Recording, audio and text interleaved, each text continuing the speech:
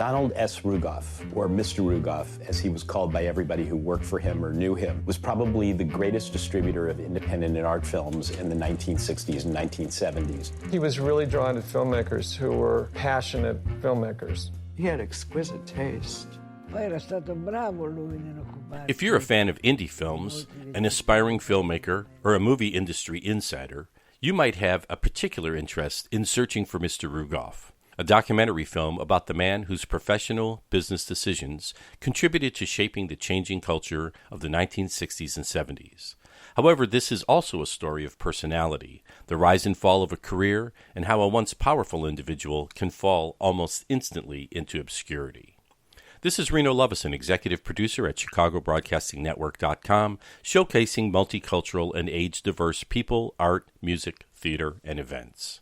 Please keep in mind, if you need video or podcast production assistance for your business or organization, check out renoweb.net. Searching for Mr. Rugoff largely features the New York film scene, but I decided to include it here at Chicago Broadcasting Network because Ira Deutchman, the film's producer and director, is a native Chicagoan, raised on the South Side in the South Shore neighborhood, which around the same time produced the likes of actor-singer Mandy Patinkin and playwright David Mamet.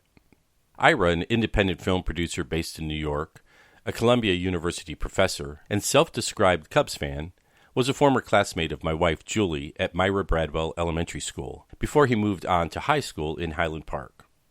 As is the case with many documentaries and good stories in general, Deutchman takes us to places unfamiliar to most of us and shows us things we very likely have not seen.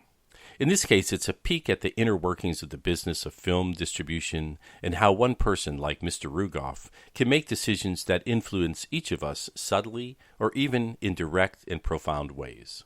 Nobody else would have chosen those movies. He was really good at what he did.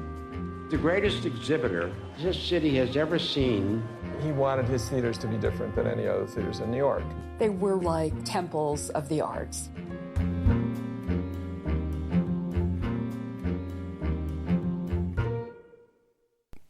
Deutchman acquaints us with the role of the film distributor as the individual or company with the responsibility of introducing new films to moviegoers, and is thereby charged with creating the needed momentum that will ultimately lead a film to monetary success or not. It's at this point that many worthy films live or die.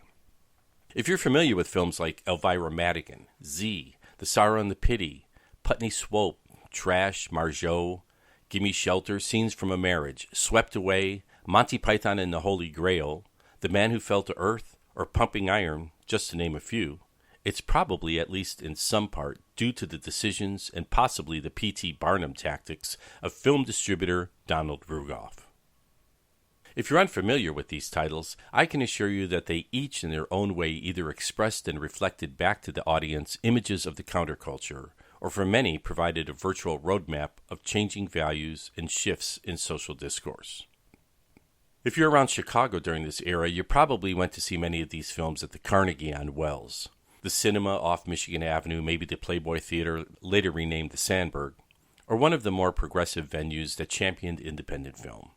Drop me a note and let me know where you first saw some of these films. Searching for Mr. Rugoff is obviously a labor of love, or at least a labor of deep appreciation and respect for the man who Deutchman describes as his mentor, as the person who taught him everything he knows about film distribution. My first job in the film business was working for Rugoff. I realized years later that everything I know about the film industry I learned from this guy. But I had real mixed feelings about him because he was kind of a terrible person. Reviled and feared. God, he was a piece of work. Thorny, difficult man. Crazy person.